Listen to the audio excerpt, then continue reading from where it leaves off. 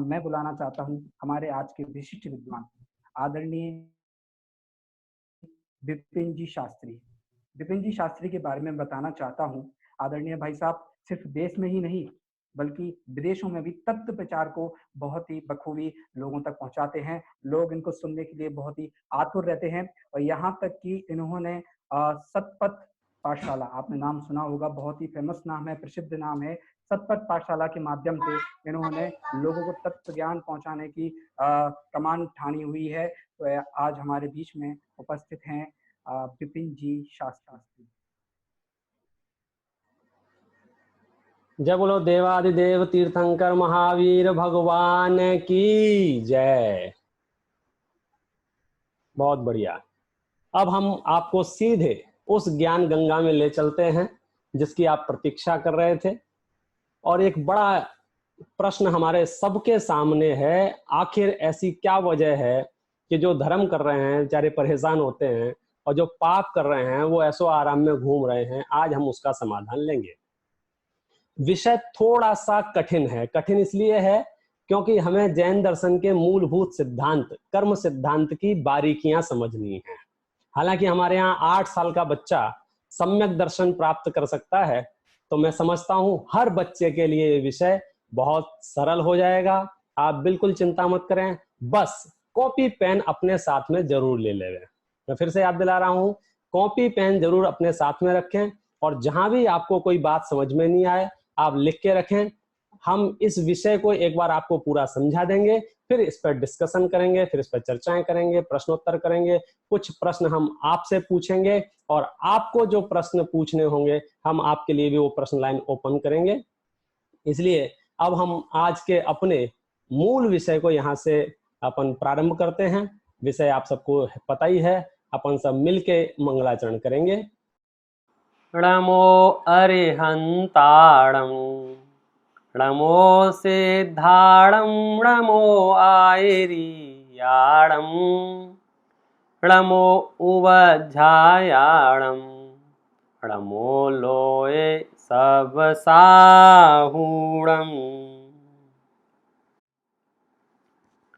सभी बच्चों को जय जिनेन्द्र। सबसे पहले हम एक जोरदार जयकारा लगाएंगे। जय बोलो देवादिदेव तीर्थंकर महावीर भगवान की जय। Very good. तो बच्चों तैयार हैं सब पढ़ने के लिए? यस।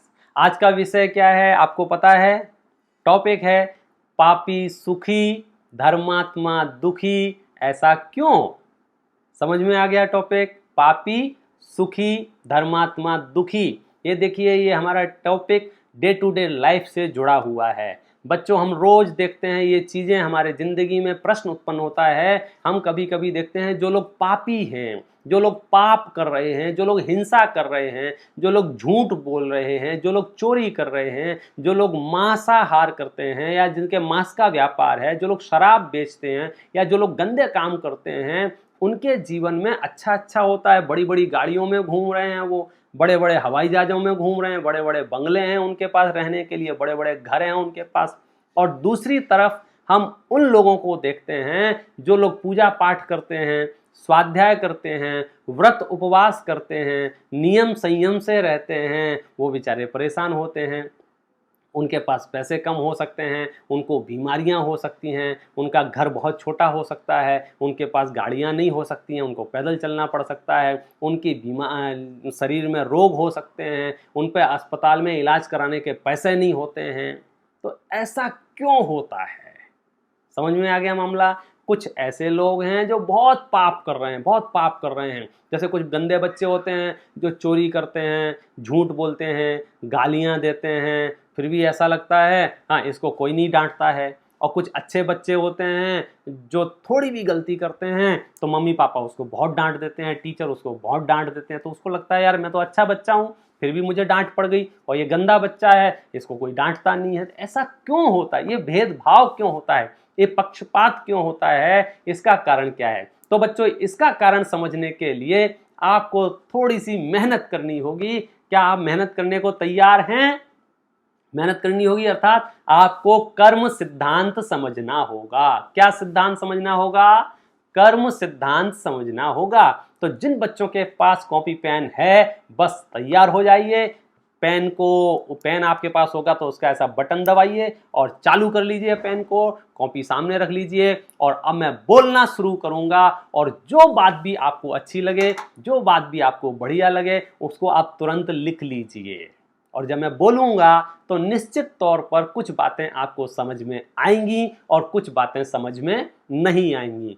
कुछ वर्ड सरल होंगे, इजी होंगे और कुछ वर्ड कठिन होंगे, शास्त्रों के होंगे तो जो आपको समझ में नहीं आएंगे। तो आप क्या करेंगे, जो समझ में आ जाएगा बहुत बढ़िया, आप थम्स अप दिखा देना कि सब समझ में आ रहा है। और जो बात आपको समझ में नहीं आए उसके लिए इस पेन का उपयोग करना और तुरंत लिख लेना, क्योंकि मैं बहुत कोशिश करने के बावजूद भी कुछ वर्ड ऐसे बोलूंगा जो कठिन होंगे। एक्चुअली वर्ड कठिन नहीं होते हैं, लेकिन जो शब्द हम पहली बार सुनते हैं वो कठिन लगते हैं। जैसे अनुकूलता, प्रतिकूलता, अब ये वर्ड कठिन है या सरल है? अब जिन बच्चों ने सुन रखा है उनके लिए सरल है और जिन्होंने नहीं सुन रखा होगा वो कहेंगे पप्पा ये क्या बोल दिया, ये प्रतिकूलता क्या है, ये अनुकूलता क्या है, ऐसा करेंगे। लेकिन जिनको पता है प्रतिकूलता अच्छा पाप का उदय, अनुकूलता अच्छा पुण्य का उदय, तो आप तो क्या करना कि जो वर्ड आपको समझ में नहीं आए आप उनको लिख लेना, या तो मैं धीरे धीरे इसी में समझा दूंगा और नहीं समझाऊं तो आप अलग से हैंड रेज करके पूछ लेना। चलिए अब हम आज की कक्षा प्रारंभ करते हैं। सबसे पहले समझते हैं कर्म सिद्धांत। तो देखिए, जिस दुनिया में हम रहते हैं वो दुनिया कितनी बड़ी और कितनी सूक्ष्म है, इसका आपको अंदाजा है क्या? ये दुनिया बहुत विस्तृत है, बहुत विस्तृत, बहुत विस्तृत, बहुत विस्तृत है। जरा आप ध्यान से देखिए इस वीडियो को, ध्यान से देखिए इस वीडियो में आप क्या देख पा रहे हैं। अपनी नजरें इस वीडियो से हटाना नहीं। सिर्फ 3 मिनट का ये वीडियो है, आप कुछ मत कीजिए, सिर्फ देखते रहिए।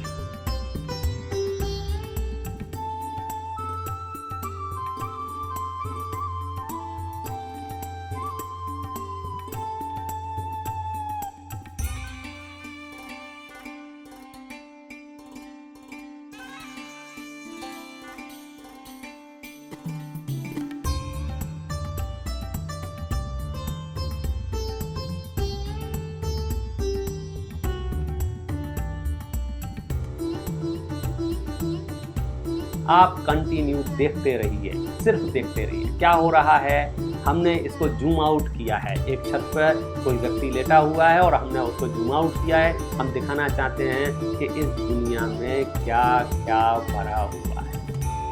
आप देखते रहिए, धैर्य पूर्वक देखते रहिए।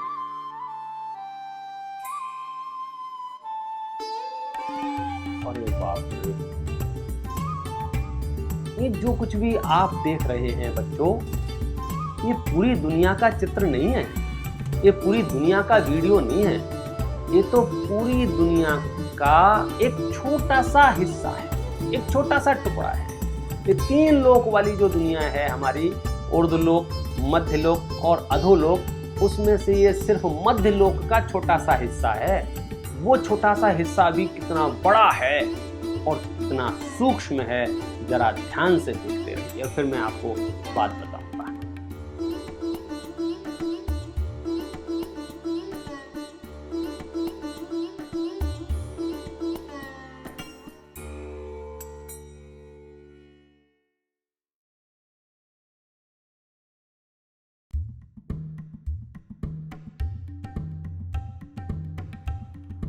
यस, देखा आपने, अगर हम इस दुनिया को जूम आउट करते हैं, जूम आउट करते हैं, जूम आउट करते हैं, तो करते जाओ, करते जाओ, करते जाओ, करते जाओ, करते जाओ, इतनी विशाल है ये दुनिया। और यदि उसके अंदर प्रवेश करते हैं तो आपने देखा होगा उस आंख के अंदर जो पुतली है, उस पुतली के अंदर जो रेटिना है, उस रेटिना के अंदर भी कुछ है, फिर कुछ है, फिर कुछ है, फिर कुछ है।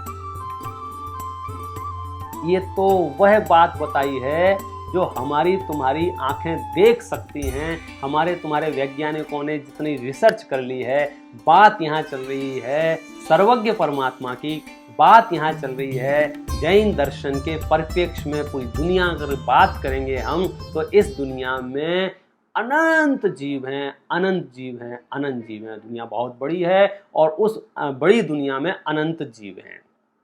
कितने तरह के जीव हैं, आपको देखते ही होंगे रोजमर्रा। आजकल तो आप डिस्कवरी चैनल पे भी देख लेते होंगे, कितने तरह तरह के जंगली जीव दिखाए जाते हैं, समुद्री जीव बताए जाते हैं। यदि हम उनको गिनने जाएंगे तो हम कभी उनको गिनती में पूरा नहीं कर पाएंगे, क्योंकि वे अनंत जीव हैं। लेकिन अब प्रश्न ये उत्पन्न होता है कि अनंत जीव जो हैं वो सब एक जैसे हैं या अलग अलग हैं? सबकी शक्लें बच्चों एक जैसी हैं क्या? हाथी, घोड़ा, बंदर, चीता, छिपकली, मनुष्यों की बात करें तो मेरी, आपकी, यहाँ जितने भी बच्चे बैठे हैं सबकी शक्लें एक जैसी हैं क्या? देखो, सबकी आंखें एक जैसी हैं, सबके कान एक जैसे हैं, सबके बाल एक जैसे हैं क्या? अलग अलग है ना। सबकी अकलें एक जैसी हैं क्या? सबके पास दिमाग एक जैसा है क्या? अलग अलग है ना। देखो यहाँ पर अपन बात करते हैं, पॉइंट टू पॉइंट बात करते हैं। यहाँ पर जितने भी बच्चे बैठे हुए हैं मुझे दिख रहा है, देखो एक बच्चा यहाँ कितना मोटा बैठा हुआ है, एक बच्चा कितना पतला बैठा हुआ है, ये देखो एक बच्चा कितना लंबा है, ये देखो एक बच्चा कितना ठिगना है, ये देखो एक बच्चा कितना गोरा दिख रहा है, इसको तो लाइट लगाने की जरूरत ही नहीं घर में। और ये देखो एक बच्चा कितना काला है, लाइट जल रही है फिर भी गुप्प अंधेरा। आखिर ये क्या है? ये देखो एक बच्चे के पास कितना पैसा है, आसपास पैसा पड़ा हुआ है, उसकी अलमारियों में पैसा रखा हुआ है, उसके बैंक में पैसा रखा हुआ है। और एक तरफ दूसरे बच्चे को देखिए, ओहो हो, इसको एक समय का भोजन भी उपलब्ध नहीं है। कोई एकदम स्वस्थ है, तंदुरुस्त है, और कोई रोगी है।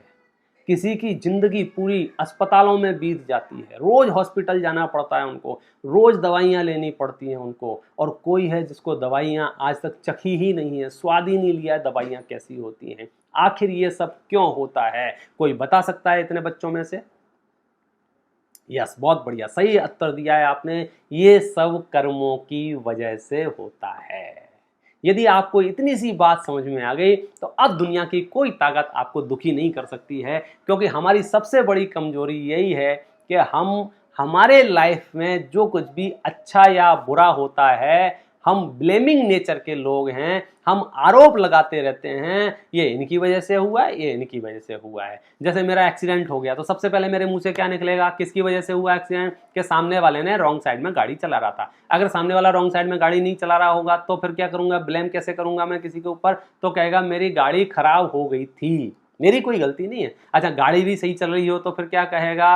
अरे क्या करें, आंखों के आगे अंधेरा छा गया था। मतलब कुछ ना कुछ करके वो दूसरों पे आरोप डाल देगा और खुद क्या कहेगा? मैंने कुछ नहीं किया है। हकीकत क्या है? देखो, अभी कुछ नहीं किया हो ये सही हो सकता है, लेकिन पहले कुछ ना कुछ ऐसा किया था जिसके फल में एक्सीडेंट हुआ है।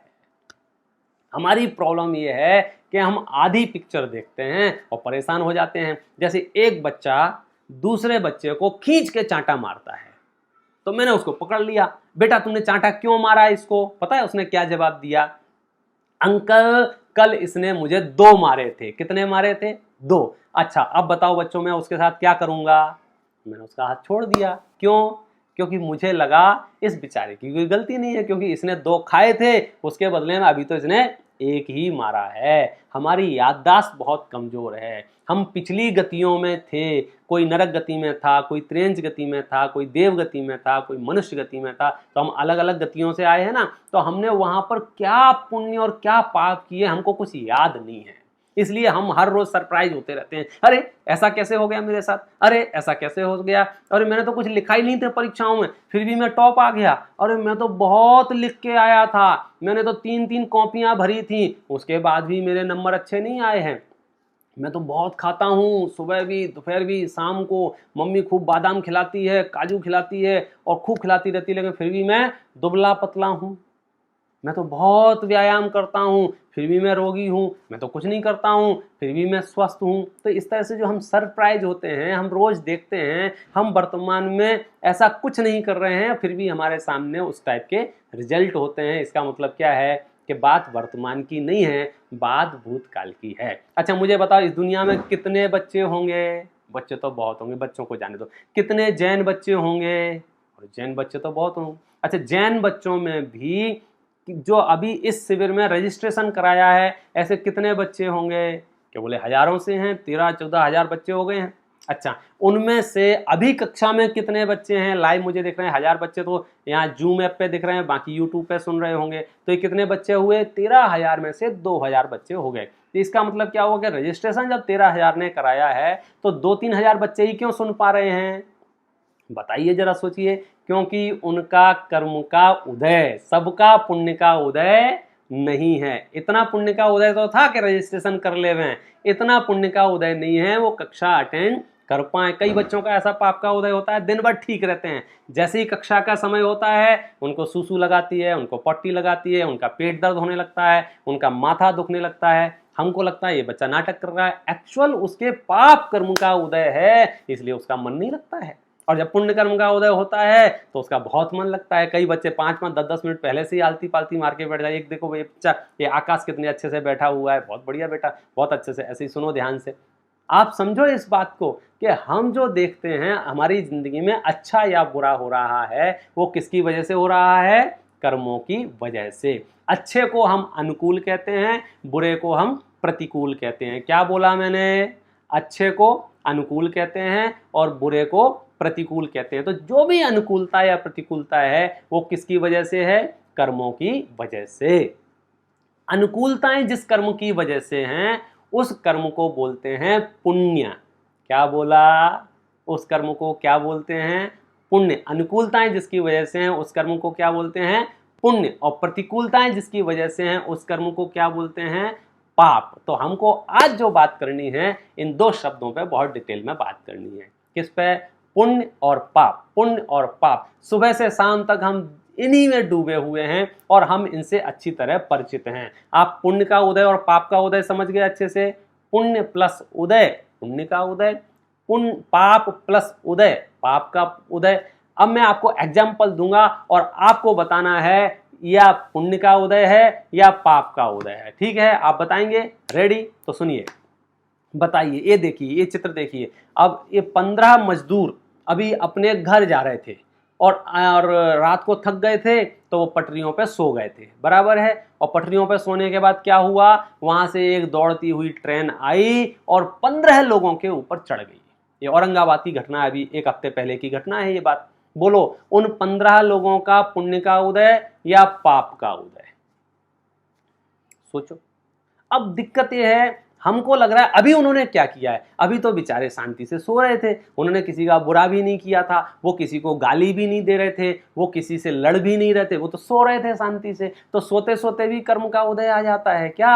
हाँ, हम जो पाप कमाते हैं वह पाप कभी भी कहीं से भी उदय में आ जाता है। इसलिए बच्चों ध्यान रखना, पाप करने से पहले 100 बार सोचना। जब हम किसी के बैग में से पेंसिल चुरा लेते हैं, कॉपी चुरा लेते हैं, अथवा हम कभी गुस्से में कॉपी फाड़ देते हैं, कभी हम गुस्से में खाना छोड़ देते हैं, हम इससे क्या करते हैं? हम पाप इकट्ठा करते रहते हैं। और ये थोड़ा थोड़ा पाप इकट्ठा कर करके फिर क्या होता है कि जब हमें भूख लगती है तो हमें खाना नहीं मिलता है, जब हमें प्यास लगती है तो हमें पानी नहीं मिलता है, जब हमें बीमारियां हो जाती हैं तो हमें दवाइयां नहीं मिलती हैं। आप सोचो, हम जब पुण्य और पाप जैसा इकट्ठा करेंगे हमारे जीवन में वैसा होगा।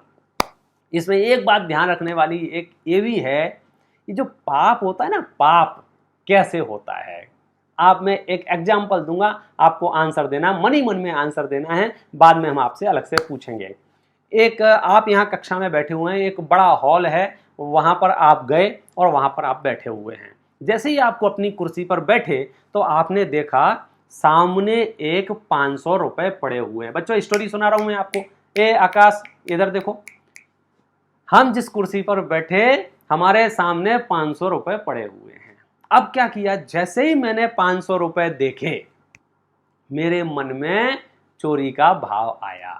मैंने सोचा मैं इसे उठा लेता हूं और अपनी जेब में रख लेता हूं। तो मैं धीरे से उठा, ध्यान से सुनना बच्चों, मैं उठा। किसके लिए उठा? वो 500 रुपए उठाने के लिए। इतने में क्या हुआ, सामने से कोई व्यक्ति आ गया और मैं वापस अपनी जगह पे बैठ गया और ऐसे नाटक करने लग गया जैसे मैं बहुत पढ़ाई कर रहा हूँ। ऐसे शुरू हो गया अपना पढ़ना और वो व्यक्ति आया और देख के चला गया। मेरा प्रश्न ये है, मुझे 500 रुपए चोरी करने का पाप लगेगा या नहीं लगेगा? जल्दी बताओ। अभी मैंने चुराए नहीं है, हाथ भी नहीं लगाया है पैसों को, फिर भी मुझे पाप लगेगा क्या नहीं लगेगा? हाँ भाई, जरूर पाप लगेगा। क्यों? क्योंकि चुराना नहीं चुराना तो बाद की बात है, आपने मन में चोरी का भाव किया माने आपको पाप लग जाएगा। अब क्या हुआ, मैं आपको आगे स्टोरी बताता हूं। थोड़ी देर बाद, 1 मिनट बाद, फिर से मुझे इच्छा हुई कि अब कोई नहीं है, अब मैं उठा लेता हूं। मैं फिर से उठा, और जैसे ही मैं फिर से उठा और मैं उसके नोट के पास गया, इतने में फिर से कोई दूसरा आ गया। मैं अब वापस अपनी कुर्सी पे आके बैठ गया और पढ़ने लग गया। एक बार की बात है, सुनो लगा कर ध्यान, दोनों बेटों को बुला कहते हैं भगवान, ऐसे जोर जोर से पढ़ने लग गया। तो लोग सामने वाला समझा रहा है तो पढ़ रहा है, और वो चला गया। बोलो मुझे कितनी चोरी का पाप लगेगा? 500 रुपए का पहले पाप लगा, 500 रुपए का अभी पाप लग गया, 1000 रुपए चुराने का पाप लग गया मुझे, लेकिन मैंने 1 रुपए भी अभी तक उठाया नहीं है। इस बात को बहुत गहराई से समझना, आज का ये सेंटर पॉइंट है ये बात। अब क्या हुआ, 1 घंटे तक मैं वहां बैठा रहा, और हर मिनट में एक बार मुझे ऐसी इच्छा होती कि मैं 500 रुपए उठा लूं, और जैसे ही मैं उठने की सोचता उतने में कोई आ जाता और मैं पैसे नहीं उठा पाता। इस तरह से 1 घंटे में 60 बार मैंने कोशिश की। तो आप बता सकते हैं बच्चों, मुझे कितने रुपए चुराने का पाप लगेगा? सोचो जरा, 60 बार। तो आप देखोगे, मल्टीप्लाई करोगे तो कहोगे 30,000 रुपए चोरी करने का पाप पंडित जी आपको लग गया। जेब में कितने आए मेरे? 1 चवन्नी नहीं आई, 1-2 पैसा जेब में नहीं आया, मतलब 1 रुपया भी जेब में नहीं आया, फिर भी 30,000 रुपए का पाप लग गया कि नहीं लग गया? क्यों? 1 मिनट में एक बार पाप किया था ना मैंने, तो 60 मिनट में 60 बार पाप किया, तो 30,000 का चोरी का पाप लग गया। मैं आपसे पूछता हूं, यदि 1 मिनट में 2 बार पाप करता मैं, ऐसा जरूरी थोड़ी 1 मिनट में एक ही बार पाप करेंगे, 1 मिनट में 2 बार पाप करेंगे, तो फिर कितनी चोरी का पाप लग जाएगा? तो फिर 120 बार हो गया, तो मुझे 60,000 रुपए चुराने का पाप लग जाएगा। अच्छा, 1 मिनट में 2 बार ही भाव आएंगे हमको, 1 मिनट में 3 बार भाव नहीं आ सकते, 4 बार भाव नहीं आ सकते, 5 बार भाव नहीं आ सकते। जो बड़े लोग हैं बच्चों को समझा देना, 1 मिनट में असंख्यात बार भाव आ सकते हैं। तो हमारी खुद की गलती से हमारी जेब में 1 रुपया नहीं आएगा, लेकिन हर पल हर क्षण चोरी का भाव रखने से हमें करोड़ों रुपए चुराने का पाप लगेगा। और इसके फल में क्या होगा कि हम व्यापार में बहुत मेहनत करते हैं, हमारी बरकत नहीं होती है, हम श्रम बहुत कर रहे हैं, हमें अच्छी नौकरी नहीं मिलती है, हम पढ़ाई बहुत करते हैं लेकिन परीक्षा में नंबर अच्छे नहीं आते हैं, क्योंकि हमने पुराना पाप इतना बांध रखा है। वो उदय आता है तो ये सब परिस्थितियां हमारी प्रतिकूल बन जाती हैं, क्योंकि हम फिजिकली पाप तो ना के बराबर करते हैं, मेंटली पाप बहुत करते हैं। और आज हमें ये सीखना है, ये पुण्य पाप मेंटली है। जैसे कुछ बच्चे बैठे बैठे यहाँ बोर हो रहे हैं, वो अपने मम्मी पापा से बोल रहे हैं, पापा चलो चलो चलो अब अपन और कुछ देखेंगे, अभी रामायण देखेंगे, अभी कुछ देखेंगे। तो जो बच्चे बोर हो रहे हैं, आप समझे ना, अब वो जिनवाणी की बात चल रही है, धर्म की बात चल रही है, और आप बोर हो रहे हो, इसका मतलब समझते हो, आप पाप बांध रहे हो। और कुछ बच्चे बहुत खुश हो रहे हैं, उनको मजा आ रहा है, वो बराबर आंसर दे रहे हैं, हर एक बात पे हाथ ऊपर उठा रहे हैं, वे पुण्य बांध रहे हैं। अब देखो, दोनों बच्चे यहीं बैठे हैं, दोनों बच्चे फिजिकली कुछ नहीं कर रहे हैं, सिर्फ सुन रहे हैं मुझे, लेकिन एक बच्चा जिनवाणी की बात सुन के खुश हो रहा है, वो कह रहा है बहुत थैंक यू, आज मुझे ये बात पता चल गई। और एक बच्चा बोर हो रहा है, ऐसे ऐसे कर रहा है, ये देखो वो टेबल पे गिर गया, वो बच्चा क्या नाम है उसका, देखो वो टेबल पे ऐसे गिर रहा है बच्चा, उसको जगाओ पापा। दिन भर बेचारे मोबाइल में लगे रहते हैं, थक जाते हैं और सो जाते, क्या करोगे? खैर कोई बात नहीं, वापस आओ, ध्यान देता। मैं ये बताना चाह रहा हूं कि हम अपने दिमाग से अपने मेंटली पुण्य और पाप करते रहते हैं, इसलिए अब इस बात को हम और आगे ले चलते हैं कि हमने जो पुण्य किया और पाप किया, तो एक तो हो गया पुण्य का उदय और पाप का उदय, एक होता है पुण्य का परिणाम और पाप का परिणाम। अब अपनी समझो, इस पूरे विषय को समझने के लिए जो अपना टाइटल था कौन सा, पापी सुखी धर्मात्मा दुखी, उसको समझने के लिए ये बात समझना पड़ेगी आपको। कौन सी बात समझना पड़ेगी कि पुण्य और पाप के हमने 2 पार्ट कर दिए। कौन से 2 पार्ट कर दिए? एक किया पुण्य का उदय और पाप का उदय, एक किया है पुण्य का परिणाम और पाप का परिणाम। अंतर बता सकते हो इन दोनों में क्या है? थोड़ी देर बाद बताना। पुण्य का उदय माने बाहर में अनुकूल परिस्थितियां, और पुण्य का परिणाम माने हमारे चित्त में अनुकूल वातावरण माने एटमॉस्फेयर, माने हम अच्छा सोचें, ये पुण्य का परिणाम है, और बाहर में हमारे साथ अच्छा हो, ये पुण्य का उदय है। ऐसे ही पाप का उदय और पाप का परिणाम है। बाहर में प्रतिकूल परिस्थितियां हैं, ये पाप का उदय है, और अंदर में भाव खराब हो रहे हैं, परिणाम मलिन हैं, ये पाप का परिणाम है। अब उदय और परिणाम, इन दो शब्दों को यदि आप समझ गए तो ये कर्म सिद्धांत का सार आपको समझ में आ जाएगा। देखिए क्या कहा, मैं फिर से रिपीट करता हूं, ध्यान से सुनिए।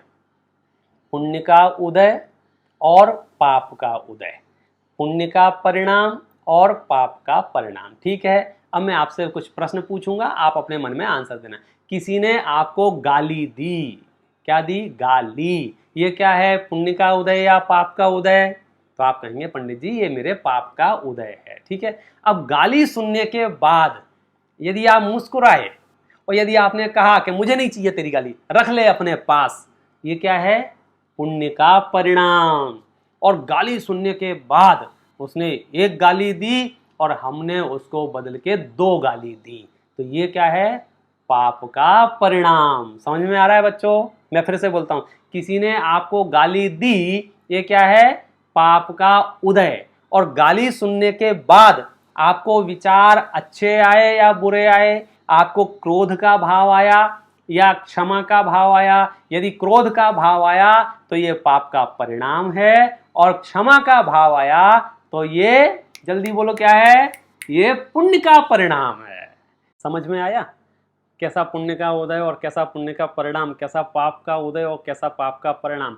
अब अपन थोड़ा सा इसको और डीपली समझते हैं।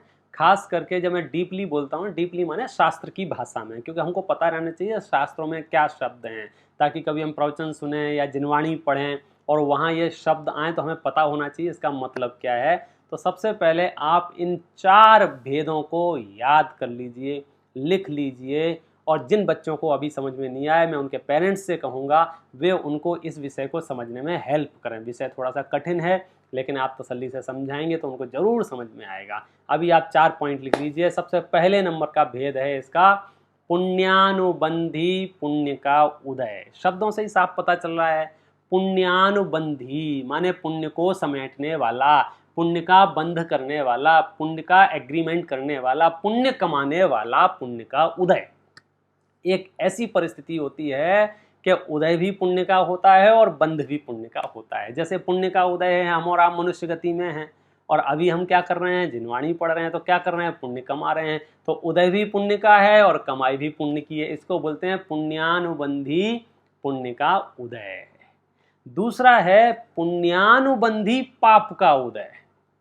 समझना, उदय पाप का है, परिस्थितियां अनुकूल नहीं हैं, परिस्थितियों में प्रतिकूलता है, बीमारियां हो सकती हैं, एक्सीडेंट हो सकते हैं, हमारे व्यापार में घाटा लग गया हो सकता है, भूकंप आ गया हो सकता है, कुछ भी परिस्थितियां ऐसी हो सकती हैं जिनको हम पाप का उदय कहते हैं।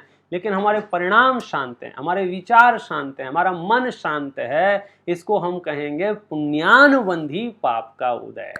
क्या बोला? पुण्यानुबंधी पाप का उदय। माने आप देखना, पुण्य के उदय में भी जीव पुण्य कर सकते हैं और पाप के उदय में भी जीव पुण्य कर सकते हैं। तो पहला भेद क्या था?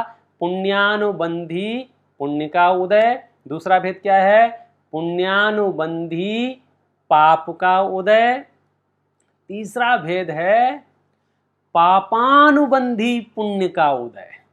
क्या मतलब इसका?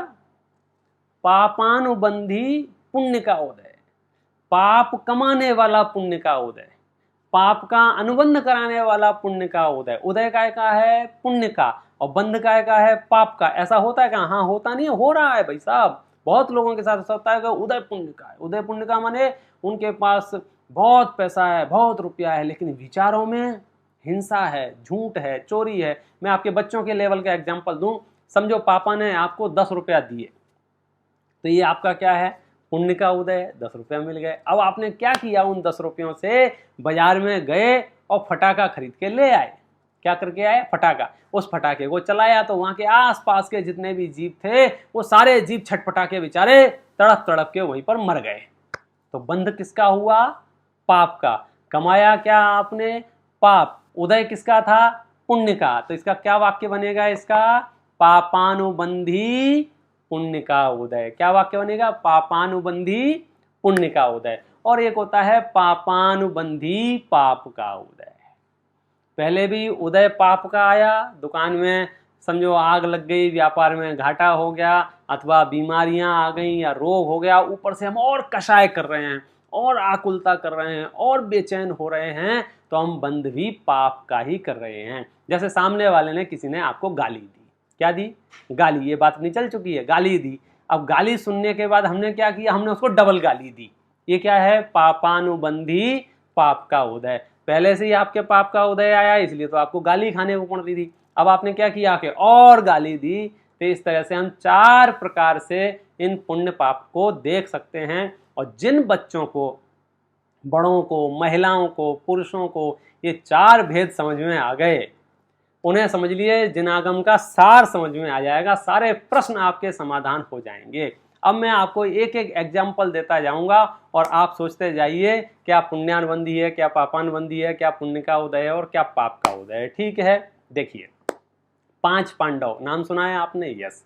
5 पांडव को लोहे के आभूषण, ज्वेलरी गर्म कर करके पहनाई गई, पूरा शरीर उससे उनका जल रहा है।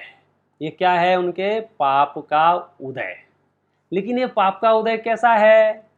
पापानुबंधी वाला है या पुण्यानुबंधी वाला है? क्या वो उनके विचारों से पूछना पड़ेगा, वो उनके परिणामों से पूछना पड़ेगा। तो उनके परिणामों में कैसा है? शांति, क्षमा। उनको गुस्सा नहीं आ रहा है। देखो कैसी विचित्रता है। हमको थोड़ा कोई घूर के देख लेता है, हमको थोड़े से कोई दुर्वचन कह देता है, हमको कोई गाली दे देता है अथवा हमारी निंदा कर देता है, तो हमें कितनी गुस्सा आ जाती है। तुमने हमको गाली क्यों दी? तुमने हमको घूर के कैसे देखा?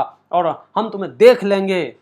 और हमारे मुनिराज, जिनके शरीर में आग लगा देते हैं, तो भी वे किसी से द्वेष नहीं करते हैं, वे किसी के ऊपर क्रोध नहीं करते हैं। ये कौन सा भेद है 4 में से? पुण्यानुबंधी पाप का उदय। उदय किसका है? पाप का। बंध किसका है? पुण्य का। आप देख लीजिए, गजकुमार मुनिराज सिर पे जलती हुई सिगड़ी रख दी, सिर पे जलती हुई सिगड़ी रख दी। सोचो, हम मुफ्त में दुखी हैं। सच बात तो यह है कि हम दुखी आधे से ज्यादा तो मोह के कारण से हैं, मिथ्यात्व के कारण से हैं, काल्पनिक दुखी हैं। अभी मैं एक बच्चा मैंने देखा था, वो फूट फूट के रो रहा था, एकदम ऐसा फूट फूट सिसक सिसक के रो रहा था। तो मैंने उससे पूछा, बेटा तुम क्यों रो रहे हो? तो पता है उसने क्या कहा? उसने मुझे गधा बोला है। क्या बोला है? उसने मुझे गधा बोला है, इसलिए मैं रो रहा हूं। तो मुझे देखा, मैंने सोचा चलो भाई ठीक है। मैंने कहा तू जरा पलट के दिखा। तो वो पलट के दिखाया। तो मैंने कहा मुझे पूंछ तो कहीं दिख नहीं रही है। मैंने और पलट के देखा, मैंने पैर तो तेरे 2 ही हैं, गधे के तो 4 पैर होते हैं। तो बोलता है कि नहीं मैं गधा हूं नहीं, उसने बोला है। अरे जब तू गधा है नहीं तो फिर रोने की क्या बात है? उसके बोलने से तू गधा हो गया क्या? कि नहीं मैं गधा नहीं हुआ हूं। तो यदि किसी के कहने से मैं गधा नहीं हुआ हूं तो फिर टेंशन की क्या जरूरत है? लेकिन हम सच्ची बात समझते नहीं हैं। कोई हमें कुछ भी कह देता है और हम सोचते रहते हैं उसने हमें मूर्ख कह दिया, उसने हमारी निंदा कर दी, उसने हमें गाली दे दी, उसने हमारी बुराई कर दी। वो हमें पूछता नहीं है, वो हमें खिलाता नहीं है, वो हमें चिढ़ाता बहुत है। ऐसी 100 समस्याएं लिए घूम रहे हैं और दुखी होते रहते हैं। जबकि यहाँ हम आपको दृष्टांत दे रहे हैं, हमारे मुनिराजों को याद करो, इनके ऊपर सिर पे सिगड़ी रख देते हैं तो भी वे द्वेष नहीं करते हैं, क्रोध नहीं करते हैं, कषाय नहीं करते हैं। क्यों? वे पुण्यानुबंधी पाप के उदय वाले जीव हैं। पूर्व में उन्हें पाप कर रखा था, आज उनको सजा मिल रही है, वो सजा भुगत लेते हैं, आगे की नया बंध नहीं बांधते हैं। सनत कुमार चक्रवर्ती का आपने नाम सुना होगा। सनत कुमार चक्रवर्ती, उनके शरीर में कोढ़ हो गया था, 700 साल तक उनको कोढ़ रहा था। मालूम है बच्चों आपको? एक कहानी आपने सुनी है सनत कुमार चक्रवर्ती की? यस, 700 वर्ष तक उनको कोढ़ रहा था पूरे शरीर में और उनकी चर्चा चलने लग गई थी देवताओं तक। स्वर्गों तक बात पहुंच गई थी कि एक तपस्वी ऐसा है जो अपने कोड़ की ओर ध्यान नहीं देता है और अपनी आत्मा की साधना करता है। तो दो देव थे, उनको शक हुआ ऐसा कैसे हो सकता है, हम जाके परीक्षा लेंगे। तो वो नीचे आए परीक्षा लेने के लिए और उन्होंने वैद्य का रूप बना लिया। किसका रूप बना लिया? वैद्य का रूप बना लिया। डॉक्टर बन के आ गए, वैद्य डॉक्टर। तो बोलते हैं दवाई ले लो, दवाई, दवाई ले लो, दवाई। महाराज जी के पास पहुंच गए। महाराज जी, हमारे पास ऐसी दवाई है कि आप खा लीजिए तो आपका ये कोड़ ठीक हो जाएगा। पता है मुनराज ने क्या कहा? ये रोग तो शरीर को है, सुनना ध्यान से, ये रोग तो शरीर को है, मुझे तो जन्म मरण का रोग है, इसके नाश करने का उपाय हो तो बताओ। बेचारे डॉक्टर दुम दबा के भाग गए, बोले माफ करो, माफ करो, इसकी दवाई तो आपके पास ही है। देखो कैसे मुनराजों की समता। हमको चेहरे पे थोड़ा सा दाग हो जाता है, हमें ऐसा लगता है अरे क्या हो गया, अरे क्या हो गया, इसको काट दूं या दूसरी चमड़ी लगा लूं, इस पे पाउडर लगा लूं, कोई देख नहीं लेवे।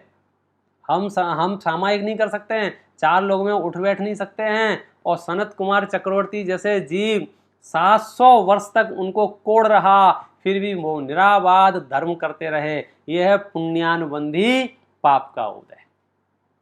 हम बिल्कुल पाप के उदय से मत घबराओ, जितना पाप का उदय आना है आने दो। हम अपने परिणाम पाप के नहीं करें। हम पुण्य के उदय से और पाप के उदय से परेशान रहते हैं। असली बात यह है कि पुण्य और पाप के परिणामों को देखो। यदि आपके परिणाम ठीक हैं तो आपका काम ठीक होगा, और यदि आपके परिणाम खराब हैं तो आपका सारा काम बिगड़ेगा, आप कितना ही कुछ कर लो। समझ में आया बच्चों? इसलिए उदय कैसा है इस पर ज़्यादा ध्यान मत दो। किसी के बहुत पैसा है, किसी के कम पैसा है, किसी पे ज़्यादा दिमाग है, किसी पे कम दिमाग है, कोई स्वस्थ है, कोई रोगी है, कोई निरोगी है, कोई धनवान है, कोई निर्धन है, कोई रूपवान है, कोई कुरूप है। ये सब उदय हैं, कर्म के उदय हैं ये। इससे मेरा भला बुरा नहीं होता। मेरा भला बुरा किससे होता है? अपने परिणामों से, अपने भावों से। इसलिए हमें अपने भावों को हमेशा बढ़िया रखना चाहिए, अच्छे भाव रखना चाहिए। कभी किसी के बारे में बुरा नहीं सोचना चाहिए, कभी किसी की चीज नहीं चुराना चाहिए, कभी किसी को गाली गलौच नहीं देना चाहिए, कभी दूसरों के बारे में बुरा नहीं सोचना चाहिए। क्यों? नहीं, आप क्या कहते हो, मैं क्या करूं, उसने मुझे गाली दी थी इसलिए मैं गाली दे रहा हूं। नहीं नहीं नहीं नहीं नहीं नहीं, ये गलती मत करना। उसने तुम्हें गाली दी थी, ये तुम्हारे पाप का उदय है, और तुम बदले में गाली दोगे तो क्या होगा? पाप का बंध हो जाएगा, तो पापानुबंधी पाप का उदय हो जाएगा। हमें क्या करना है? हमें पुण्यानुबंधी पाप का उदय चलाना है। यानी उदय आया है तो आने दो। किसी ने गाली दी है तो सुन लो, किसी ने निंदा की है तो सुन लो, किसी ने हमको नहीं पूछा है तो सहन कर लो। लेकिन बदले में यदि हम कषाय करेंगे, बदले में यदि हम क्रोध करेंगे, बदले में यदि हम मान करेंगे, बदले में मायाचारी करेंगे, तो हमें उसके फल भोगना पड़ेगा। देखो, हम नहीं समझ रहे हैं, हम तो इस शरीर को ही आत्मा समझ रहे हैं। इसलिए कोई शरीर की निंदा करता है तो हम दुखी हो जाते हैं, शरीर की तारीफ करता है हम खुश हो जाते हैं। भाई साहब, ऐसा नहीं है। आत्मा को स्वच्छ और स्वस्थ रखने की जिम्मेदारी अपनी है। जैसे कपड़े अपन पहनते हैं ना, कपड़े आप सबने वस्त्र पहन रखे हैं। अच्छा, मैं आपसे पूछता हूँ, ये कपड़े यदि गंदे हो जाएंगे तो आप क्या करोगे? इनको धोना चाहिए या नहीं धोना चाहिए? अगर मैल इस पे लग जाएगा, कोई कीचड़ इस पे लगा दे, कोई पेन की स्याही इस कपड़े पे लगा दे, तो बताओ उसको साफ करके अलग करना चाहिए या उसको रखे रहना चाहिए, जमा करके संभाल के रखना चाहिए? क्या करना चाहिए? धो लेना चाहिए ना। ऐसे ही अपनी आत्मा में जो क्रोध का, मान का, मायाचारी का, लोभ का, कषायों का जो दाग लग जाता है, उन दागों को हमें धोना चाहिए कि नहीं धोना चाहिए, कि लगा रहने देना चाहिए? क्या करें, हमारी समझ में ही नहीं आता है। हम तो 2 दिन पुराना, 3 दिन पुराना दाग अपने पास रखते हैं। कोई एक बच्चे से मैंने पूछा, आप इससे बात क्यों नहीं कर रहे? बोलता है पिछले साल मेरी ये लड़ाई हो गई थी इससे। कब लड़ाई हो गई थी? पिछले साल लड़ाई हो गई थी। माने 1 साल से ये क्रोध को साथ में लिए घूम रहा है। 1 साल से क्रोध को साथ में लिए घूम रहा है। सोचो, बोलो, 1 साल किसको कहते हैं? 1 साल से हम कपड़ा नहीं धोएंगे तो क्या होगा? कपड़ा खराब नहीं होगा, गल जाएगा कपड़ा। लेकिन हमें समझ में नहीं आता है। मान लिए घूम रहे हैं, मायाचारी लिए घूम रहे हैं, लोभ लिए घूम रहे हैं, 10-10 साल से लोभ लिए घूम रहे हैं। मुझे ये चीज़ खरीदनी है, मुझे ये चीज़ खरीद, जहाँ जाता है वहाँ ये चीज़ लेनी है, ये चीज़ लेनी है, ये चीज़ लेनी है। अरे अपनी आत्मा को स्वच्छ रखो, सोने से पहले पूरी आत्मा को धो लिया करो। अब आप पूछोगे कैसे धो लिया करें? आत्मा को धोने का साबुन कहाँ मिलता है? आत्मा को धोने का साबुन अरहम पाठशाला में मिलता है। मालूम है आपको? नहीं मालूम है? खरीद लेना। हमारे यहाँ के टीचर सबके पास साबुन है, बहुत सारे साबुन हैं। उससे क्या होती है? आत्मा धुलती है। जैसे वस्त्र मलिन, कपड़े गंदे हो जाते हैं ना, कपड़े धो लेते हैं अपन, साफ हो जाते हैं, ऐसी आत्मा को धोना चाहिए, रोज धोना चाहिए। रोज रात को सोने से पहले हमें आत्मा को स्वच्छ करके, प्रतिक्रमण करके सोना चाहिए। सबसे क्षमा मांग के, किसी से कोई राग द्वेष नहीं है, कोई मेरा शत्रु मित्र नहीं है, किसी से कोई लेना देना नहीं है, ऐसे उज्जवल परिणामों से हमें अपने विचार रखना चाहिए। इस तरह से 4 भेद प्रभेद जो अपन ने जाने समझे, अब थोड़े से अपन प्रश्न उत्तर करके, किसी के कोई प्रश्न होंगे तो वो पूछ सकते हैं, अपन उस पर चर्चा करके विषय को आगे बढ़ाएंगे। एक प्रश्न अभी मेरे पास आया है, विवेक जी पालविया जी का, ये यूट्यूब से प्रश्न आया है मेरे पास। उनका कहना है कि एक साथ 15 लोग कैसे मर गए? मतलब इन्हें एक साथ क्या बंद किया होगा? आप 15 की बात कर रहे हो, अभी तो कोरोना चल रहा है, अमेरिका में इतने हजार, रूस में इतने हजार, इटली में इतने हजार, हजारों में एक साथ मर रहे हैं। आखिर इन्होंने एक साथ पाप कैसे किए होंगे? देखिए, हम और आपको पता नहीं चलता है। जैसा कि मैंने आपसे कहा था ना, वो 500 रुपए उठाने वाली बात कही थी कि 500 रुपए उठाएंगे, भले ही हम उठा नहीं पाएंगे, लेकिन भावों से हम इतना बंध कर लेते हैं कि उठाने का पाप कमा लेते हैं। बस ऐसे ही समझ लीजिए कि कई बार कोई घटना इस विश्व में घटती है और टीवी पे जैसे हम समाचार देख रहे हैं, समझो 8:05 पे सब पूरे देश में समाचार सुन रहे हैं कि पाकिस्तान पर बम गिराया गया, अमेरिका ने पाकिस्तान पर बम गिराया। अब हिंसा हुई और कितने लोग खुश हो गए, बहुत बढ़िया, हमारा शत्रु देश है। तो हजारों हजार लोगों ने हिंसा की अनुमोदना करके पाप कमा लिया। चाइना में समझो भूकंप आ जाए और कुछ लोग मर जाएं तो कुछ लोग कहेंगे अच्छा हुआ मर गए। इस तरह से हम सामूहिक रूप से एक ही काल में अनेक लोग बंद कर देते हैं। जैसे क्रिकेट नहीं देखते स्टेडियम में, एक व्यक्ति छक्का लगाता है, एक व्यक्ति चौका लगाता है, हारता जीतता एक व्यक्ति है, और करोड़ों करोड़ लोग एक साथ पाप बांध लेते हैं अपने अपने परिणामों से। इसलिए हम जब सामूहिक बंद करते हैं तो उदय भी उसका सामूहिक आता है, आबादा काल सामूहिक पड़ता है, परिणाम एक जैसे होते। जीव अलग अलग हैं लेकिन भाव एक जैसे किए, एक ही काल में किए, एक जैसी मात्रा में किए, तो उनका आबादा काल एक जैसा रहा, और आबादा काल एक जैसा रहने के कारण से उसका फल भी एक साथ उनको मिल गया। इसलिए देखिए, मैं आपको एक और बात बता दूं, अभी चूंकि अपन एक समुदाय विशेष के लोग हैं, एक तरह से संस्कारित लोग हैं, तो हम लोगों का जो सामाजिक वातावरण ऐसा है कि फिजिकली पाप तो हम ना के बराबर कर पाते हैं। हमारे तो घर घर चर्चा रहे धर्म की, दुष्कृत दुष्कर हो जावे, ऐसी स्थिति हो रखी है। लेकिन मनी मन में सोच सोच के हिंसा, झूठ, चोरी, कुशील, परिग्रह, हम मानसिक पाप बहुत करते हैं। अच्छा, आता हमारे पास कुछ नहीं है, एक चवन्नी का भी फायदा नहीं होता है मानसिक पाप में, लेकिन हमें कर्म बनते रहते हैं। इसलिए हम मानसिक पापों से बचने का हमें प्रयास करना चाहिए। उसके लिए मैंने लास्ट में कहा था कि हमारे पास एक साबुन है, प्रतिक्रमण नाम का साबुन है, एक वॉशिंग मशीन है जिसमें अंदर कपड़ा डालो, बाहर निकालो, एकदम भकाभक साफ हो जाती है आत्मा। ऐसी रोज हमें प्रतिक्रमण करना चाहिए, आलोचना करना चाहिए, सामायिक करना चाहिए। आप सब बच्चे करते ही होंगे, सुबह उठ के नमोकार मंत्र पढ़ते ही होंगे, रात को सोने से पहले भी पढ़ते होंगे। अब अपन बात करते हैं, कुछ बच्चों से प्रश्न पूछ लेते हैं, और कुछ लोगों ने इस विषय में से पूछना हो तो वो भी पूछ सकते हैं। बोलो पहले क्या पूछना है? आकाश जी जो भी को होस्ट हैं वो हमें बताएं, पहले लोगों को से पूछें या मैं पूछ लूं लोगों से? आप पूछ लो वैसे। चलिए जी, सबसे पहला प्रश्न मैं बच्चों से पूछ रहा हूं। ये बच्चा से एक प्रश्न है, प्रश्न ध्यान से सुनिए। एक बच्चा एक दूसरे बच्चे को 2 बार पत्थर मारता है, एक बार उसके लग जाता है, एक बार उसके नहीं लगता है। प्रश्न, पाप कितनी बार लगेगा, 1 बार या 2 बार?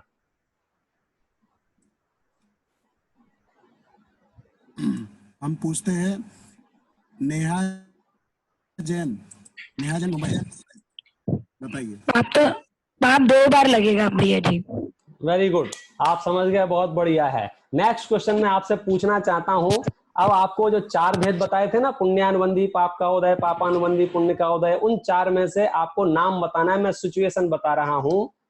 किसी बच्चे के पापा ने उसको 10 रुपया दिए और वो 10 रुपया लेकर के बाजार में गया और अभक्ष पदार्थ उसने चॉकलेट खा ली या आलू की चाट खा ली या और गंदी कोई चीज खरीद के खा ली, तो बताइए 4 में से कौन सा बंद उसको होगा?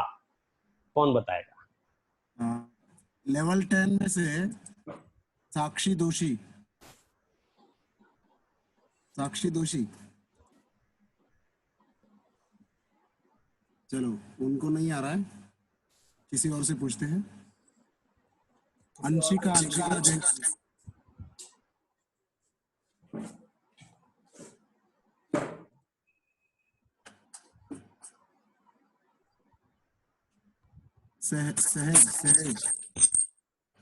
सहज जैन। पुण्य का उदय। वापस बोलिए। पूरा बोलिए, पूरा पूरा सेंटेंस। पापानुबंधी पुण्य का उदय। बहुत बढ़िया, इन्होंने एकदम सही बताया है। पापानुबंधी पुण्य का उदय। पुण्य का उदय आया था लेकिन उससे उसने पाप कमा लिया, चाहता तो वो उससे कुछ अच्छा काम भी कर सकता था। नेक्स्ट प्रश्न ये है कि आप रास्ते से जा रहे हैं सीधे सीधे और पीछे से कोई स्कूटर से टक्कर मार गया आपको और आप गिर पड़े, फिर भी आपके मन में क्या भाव आए? सोचे चलो आज मैं कुछ नहीं बोलूंगा इसको, बोला ठीक है कोई बात नहीं आप जाओ, मैं धीरे धीरे अपने घर चला जाऊंगा। ये कौन सा उदय और कौन सा बंद है? आकाश जी, इस प्रश्न को हम मिताली जैन, मुंबई। पुण्यानुबंधी वेरी गुड, पुण्यानुबंधी पाप का उदय। अरे यार बहुत फास्ट सर्विस है आप लोगों की। चलिए एक प्रश्न और मैं आपसे लास्ट में पूछता हूं। कोई बच्चा मंदिर में जाता है और मंदिर में उस समय पाठशाला भी चल रही है और बाहर उसमें खेलने के प्ले जोन भी है, तो पाठशाला के टाइम पे जो वो बच्चा खेलता है तो कौन सा बंद और कौन सा उदय है? बच्चे बताएं तो और मजेदार बात है। हिया आकाश जी।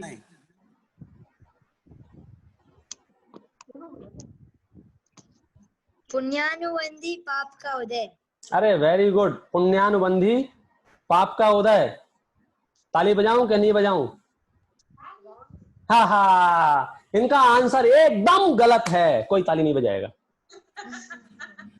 कोई बात नहीं है, बच्चे सीख रहे हैं तो मैं थोड़ा सा ऐसा ही हूं मैं, आप बुरा मत मानना है भैया। कोई और बताएगा? आकाश जी, पूछते हैं इस प्रश्न को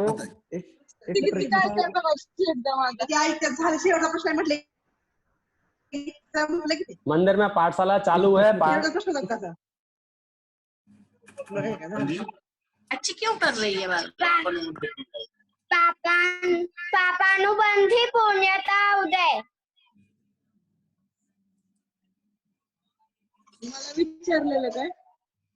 आप लोगों को देते हैं। अभी जो विषय चला है विषय से हम बाहर नहीं जाएंगे। पुण्य पाप पुण्यानुबंधी उदय कर्म, इसके आसपास ही अपनी पूरी चर्चा चलेगी। आप कुछ पूछना चाहते हैं पूछ सकते हैं। उसका जवाब सही आ चुका है, पापानुबंधी पुण्य का उदय। उदय तो पुण्य का है, मंदिर जाने को मिला है, उसे देव दर्शन करने को मिला है, लेकिन उसका फायदा ना उठाते हुए वह उल्टा वहां बैठ के वहां पाप कमा रहा है। Very good.